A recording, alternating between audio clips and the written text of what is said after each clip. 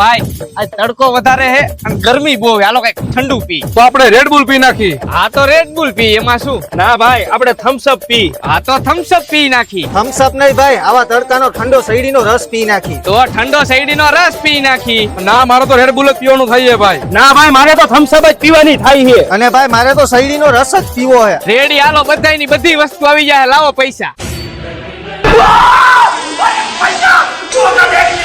રૂકો જરા.